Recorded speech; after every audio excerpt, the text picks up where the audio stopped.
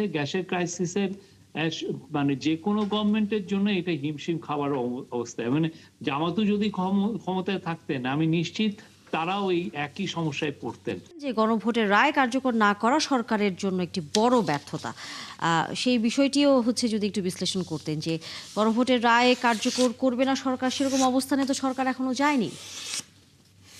এখানে আপনাকে খেয়াল করতে হবে যে গণভোটের রায় কার্যকর করার মানে না কার্যকর করার দিকে যায়নি, কিন্তু গেছে কতটুকু হেঁটেছে এই 180 দিন। কারণ এখানে খেয়াল করতে হবে যে আমরা কিন্তু একটি রক্তক্ষয়ী অবস্থা থেকে বের হয়ে আসা এবং ভঙ্গুর অবস্থা থেকে বের হয়ে আসা সহ সবকিছু মিলে আমরা ফ্যাসিবাদ থেকে মুক্ত হয়ে আমরা একটি গণতান্ত্রিক অভিযাত্রার দিকে আছি। তো সেই গণতান্ত্রিক অভিযাত্রার মূল সোপান যেটা, সেটি তো গণভোটের রায়, এবং এটি তো বিএনপি মেনে নিয়েই নির্বাচনে অংশগ্রহণ করেছে। এমন তো নয় যে বিএনপি গণভোটকে মেনে নেয়নি শুরুতে, নির্বাচনের আগে এমনটি হয়নি আর কি।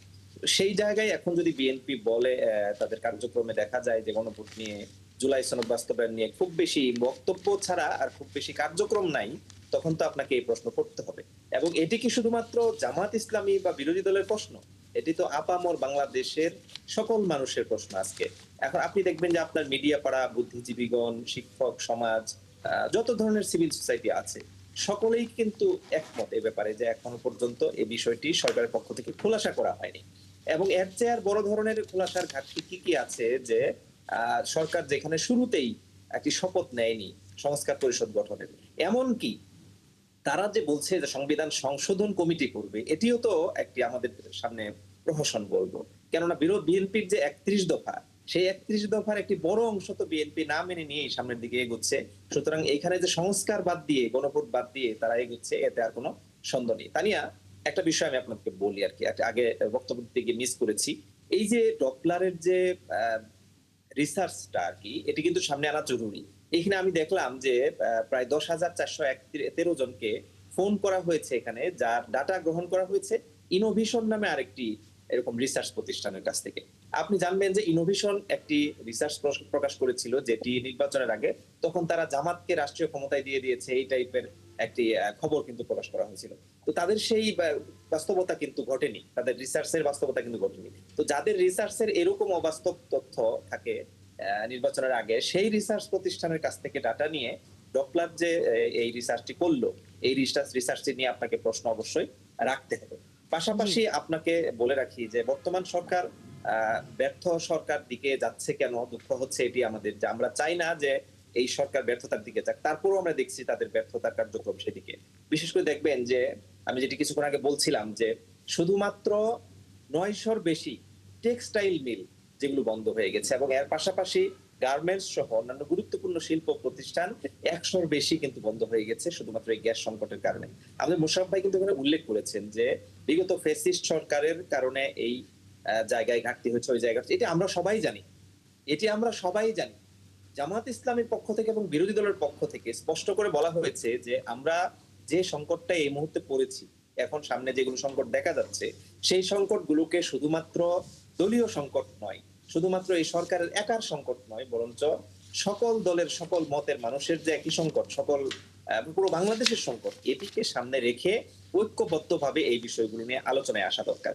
এবং দেখেন যে যখন এই আলোচনাগুলো হচ্ছে, বিরোধী দলের পক্ষ থেকে যখন এই আলোচনাগুলো হয়, এই আলোচনাগুলোকে মাননীয় প্রধানমন্ত্রী, আমি খুব দুঃখ হচ্ছে আমার যে মাননীয় প্রধানমন্ত্রীকে এমন সাইড থেকে কিছু তথ্য দেন কেউ যে সেগুলো আসলে হাস্যকর মনে হয় অনেক ক্ষেত্রে। এবং দেখবেন যে তিনি বলেছেন, চ্যালেঞ্জ দিয়েছেন। বিরোধী দলকে চ্যালেঞ্জ দেওয়ার দরকার আছে? বিরোধী দলকে দেশ চালানোর জন্য দায়িত্ব নিয়েছে? বিরোধী দলের কি এই মুহূর্তে উদ্যোগ নেওয়ার, কি বলে, সরকারকে কার্যকর করার দায়িত্ব নিয়ে নেমেছে? না। অথচ মাননীয় প্রধানমন্ত্রী চ্যালেঞ্জ দিলেন, বিরোধী দল কিন্তু সেই চ্যালেঞ্জ দিয়েছেন, এবং বিরোধী দলের পক্ষ থেকে ক্লিয়ারলি কি করণীয় সেই ধরনের বেশ কয়েকটি পয়েন্ট বলা হয়েছে, এবং বিশেষ করে প্রয়োজনে আলাদা সংসদে আলাদা অধিবেশন ডেকে হলেও এই আয়োজন করা হোক। 11 দফা উত্থাপন করা হয়েছে সেখানে বিদ্যুৎ সহায় জ্বালানি সংকট নিরসনের জন্য। এই বিষয়গুলোকে আমলে না নিয়ে, আরেকটা বিষয় একটু নিয়ে আপনাকে বলে রাখি যে মোশাররফ ভাই উল্লেখ করেছেন যে মাঝখানে যখন পাম্পগুলোতে লম্বা লাইন তেল নিয়ে আর কি, সেই সময় একটি কমিটি হয়েছে। কমিটি হওয়ার পর লাইনটা বন্ধ হয়েছে, হয়তো মানুষ যারা কালোবাজারি করছিল তারা আতঙ্কের কারণে লাইন বন্ধ করেছে, কিন্তু সেই কমিটির প্রতিবেদনগুলো জনসমক্ষে প্রকাশ করতে হতো না? সেখানে কি আছে, কি প্রস্তাবনা আছে এবং কি টার্মিনাল ডিসিশন শেষ পর্যন্ত নেওয়া হলো, সেগুলো তো এখন পর্যন্ত সারা বাংলাদেশের সকল মানুষ, বিশেষ করে বিশ্লেষক যারা, তারা তো জানতে পারলেন না। যদি জানতে পারতাম আমরা, তাহলে পরবর্তী পদক্ষেপ, এখন যে নতুন করে সংকট হলো, সেই সংকটগুলো মোকাবেলায় আমরা উদ্যোগ নিতাম। দেখেন, গতকালকে একটি রিপোর্ট দেখলাম কি, যে অটোরিকশা যারা চালাচ্ছে বা তারা বিদ্যুৎ যে এক্সাম করছে, সেটা নিয়ে কথা বলা হয়েছে। কেন এই অটোরিকশার কি হঠাৎ করে উদ্ভব হয়েছে? এটি তো আমরা বেশ কয়েক বছর থেকেই দেখছি যে এটি ধারাবাহিকভাবে এই জায়গায় এসেছে। হ্যাঁ, এখানে একটি হিউজ পরিমাণ বিদ্যুৎ নষ্ট হচ্ছে, বাট এখন এটিকে ফলো করে প্রচার করার মানে সরকারের দুর্বলতা প্রকাশ পাওয়া। আমরা এই কথাগুলো বলেছি যে এইগুলো অহেতুক না বলে এটা সমাধানের জন্য, হ্যাঁ, এই অটোরিকশার যে বিদ্যুৎ কনজাম্পশন সেটাকে বন্ধ করা হোক বা রেগুলেশনের আওতায় নিয়ে আসা হোক, সেই ব্যবস্থা করা হোক। এরকম অনেকগুলো পজিটিভ উদ্যোগ আপনার নেওয়ার সুযোগ রয়েছে। সেগুলো না নিয়ে শুধুমাত্র রাজনৈতিক বক্তব্য যদি আপনি দেন, তাহলে এরকম মানুষের জন্য কাঙ্ক্ষিত সংকট যেগুলো, সেগুলো কিন্তু দূর হবে না। বরঞ্চ সরকার যে আরো উদ্যোগগুলো নিচ্ছে, সেগুলো আর বুমেরাং হবে সরকারের জন্য। এবং যেমন দেখবেন যে আপনি বিভিন্ন প্রতিষ্ঠানগুলোকে প্রাইভেটাইজেশন করা হচ্ছে, এবং আমি যেমনি বলেছিলাম কিছুক্ষণ আগে, একটি একেবারে উদাহরণ দিয়েই বলি। আপনি দেখুন যে পাটকল এরকম একটি গুরুত্বপূর্ণ প্রতিষ্ঠানের দায়িত্ব নিতে চাচ্ছে হ্যামকো, যারা ব্যাটারি বানায়, প্রাণার এফএল গ্রুপ, যারা হলো কনজিউমার প্রোডাক্ট বানায়, তাদেরকে দায়িত্ব দিতে হচ্ছে বা তারা দায়িত্ব নিতে চাচ্ছে। আমি জানি না যে এই দায়িত্ব শেষ পর্যন্ত দিয়েই দেবে কিনা, কারণ এখানে মোটা অঙ্কের অর্থ নিয়েও কিন্তু আলাপ আলোচনা মিডিয়া পাড়ায় রয়েছে। মানে এই প্রশ্নটি আসলে যদি আমরা সরাসরি এখনই জেনে নেই। না, এখানে আপনি দেখেন যে আমাদের এমন কিছু প্রতিষ্ঠান আছে পাটকল থেকে, একসময় আদমজি ছিল, এটা লস কনসার্ন ছিল, কিন্তু যখন এটা বেসরকারি খাতে দিয়ে দিয়েছে, এখানে কিন্তু প্রায় 3 লক্ষ লোকের উপরে কিন্তু কর্মসংস্থান হয়েছে এবং সেটা এখন লাভজনক প্রতিষ্ঠানে পরিণত হয়েছে। সুতরাং বাংলাদেশে একদিকে যেমন আমরা কর্মসংস্থানের কথা বলি, অন্যদিকে আবার যদি বলি যে কর্মসংস্থানের জন্য কোনো উদ্যোগ গ্রহণ করছে না, তাহলে কিন্তু বিরোধী দল আমাদেরকে সমালোচনা করবে। এবং এখানে আমরা এই যে 3টি পাটকল বেসরকারি খাতে ছেড়ে দেওয়া হয়েছে, তারা এই যারা ওখানে কর্মচারী ছিল বা স্টাফ ছিল, তাদের চাকরির নিশ্চয়তা দিয়ে কিন্তু তারা এটা, সুতরাং এই যারা দীর্ঘদিন পর্যন্ত চাকরির মধ্যে ছিল না, তাদেরকেও কিন্তু একটা কর্মসংস্থানের ব্যবস্থা হচ্ছে।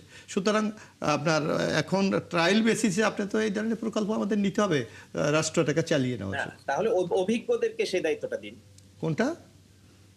অভিজ্ঞ কাউকে দেন সেই দায়িত্ব। এখন আপনি দেখেন, আপনাকে লক্ষ্য করতে হবে যে এগুলি তো টেন্ডারে হচ্ছে, কারা টেন্ডারে অংশগ্রহণ করছে? সরকার তো জোর করে কাউকে টেন্ডারে অংশগ্রহণ করাতে পারবে না। যারা এখানে টেন্ডারে করে তাদের যে শর্তগুলি আছে সেগুলি পূরণ করে এখানে বিট করতে পারে, তাদেরকেই তো দেবে। এখন আপনি যদি ঘরে বসে থাকে বলেন যে না আমি কোনো কিছু অংশগ্রহণ করব না, কেউ যদি করতে চায় সেইটাকে আমরা বাধাগ্রস্ত করব, এইটা নিশ্চয়ই সঠিক কোনো পন্থা নয়। কিছু বলার নাই আর কি, মোশাররফ ভাই। শফিকুল আলম, আপনার যদি এই বিষয়ে কোনো কিছু যুক্ত করবার থাকে। এখানে অনেকগুলো বিষয় এসছে। প্রথম কথা হচ্ছে যে আপনি যদি প্রথমে জরিপে যান, জরিপে কিন্তু একটা জিনিস স্পষ্ট যে প্রাইম মিনিস্টারের জনপ্রিয়তা, approval rate is far higher than his government. এটা একটা ভালো ভাবে এসছে। আর ওই জরিপটাই কিন্তু যেটা রাশেদ ভাই যেটা বললেন, সেখানে জরিপটা যদি দেখেন, ওই জরিপে কিন্তু এখানেও আছে যে মানুষজন কিন্তু গ্যাস বা ইলেকট্রিসিটি ক্রাইসিস নিয়ে তাদের যে ডিসঅ্যাপয়েন্টমেন্ট, এটা খুব ভালোভাবে জানিয়েছে। আমি দেখুন 70-80% লোক দে আর নট হ্যাপি বা তাদের এইটা ডিসঅ্যাপ্রুভ করছে। আর একটা হচ্ছে যে এই জরিপটা যারা করেছে ইনোভেশন, আমি জানি না তারা জামাত নিয়ে এর আগে কি করেছে, বাট ইনোভেশনের কিন্তু ফেয়ারলি আমরা এর আগে ওদের কিছু যা কাজ করেছি। ডপলার আর ইনোভেশন আসলে একই প্রতিষ্ঠান, ওরা এইখান থেকে স্পিন অফ করে একই হয়েছে। এটা যে ইনোভেশনের থেকে নিয়ে ডপলার করেছে এমন না। এরা আমি আজকে ওরা যখন এটা রিলিজ করে আমি ওইখানে ছিলাম, এদের যারা করেছে তাদের সবাইকে আমি চিনি। তাদের আমি মনে করি যে যেটা এসছে, আপনি যদি কিছুদিন আগে IRI এর যে সার্ভেটা দেখেন, ওইটার অলমোস্ট সিমিলার সার্ভে। ওইখানে গভর্নমেন্টের যে অ্যাপ্রুভাল রেটিং আর এখনকার এই IRI এর অ্যাপ্রুভাল, আর এটা প্রায় কাছাকাছি। তো ফলে আমার মনে হয় যে ইটস এ কোয়াইট ফেয়ার একটা জাজমেন্ট ছিল, ফেয়ার একটা ওপিনিয়ন পোল ছিল।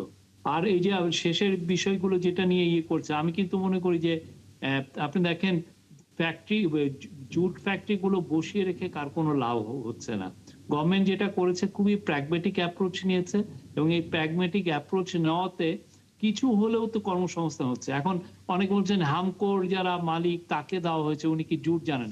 আসলে যেইভাবে দেওয়া হয়েছে উনি যে জুট ফ্যাক্টরিতে শুধু যে জুটই করবেন সেটা তো না। উনি যদি ওইখানে ভালো ব্যাটারি ফ্যাক্টরি করতে পারেন, হোয়াই নট, ওইখানে ওইটা করলেন। কিন্তু মূল যে চিন্তা গভর্নমেন্টে যে আমি জব তৈরি করব, সেই জায়গায় কিন্তু ঠিক আছে। আপনার মনে আছে যে আপনি 2002 সালের জুন মাসের 1 তারিখে বিএনপি গভর্নমেন্ট, ওই সময় বিএনপি গভর্নমেন্ট আদমজি এই জুট মিল বন্ধ করে দিয়েছিল। আমি তখন ফাইন্যান্সিয়াল এক্সপ্রেসের স্পেশাল করেসপন্ডেন্ট। আমি তখন ওই পুরো আদমজিতে গিয়েছিলাম। আমি বন্ধ করার দিন আমি ওইটার উপর রিপোর্ট করেছি। তখন কিন্তু অনেকে, বিশেষ করে বামপন্থী যারা অ্যাক্টিভিস্ট আছেন বা যারা রাইটার আছেন, তারা বললেন যে কি একটা ভয়ঙ্কর রকমের ডিজাস্টার হলো আদমজি বন্ধ করে দিয়ে।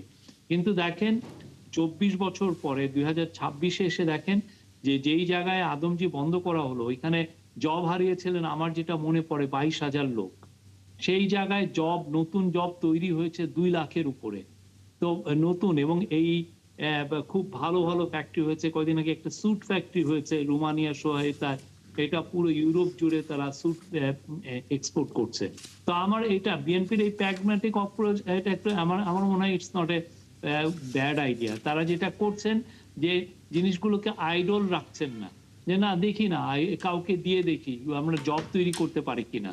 বাংলাদেশে খুব দ্রুত জব তৈরি করা দরকার এবং সেই জায়গায় ওনারা কাজ করছেন।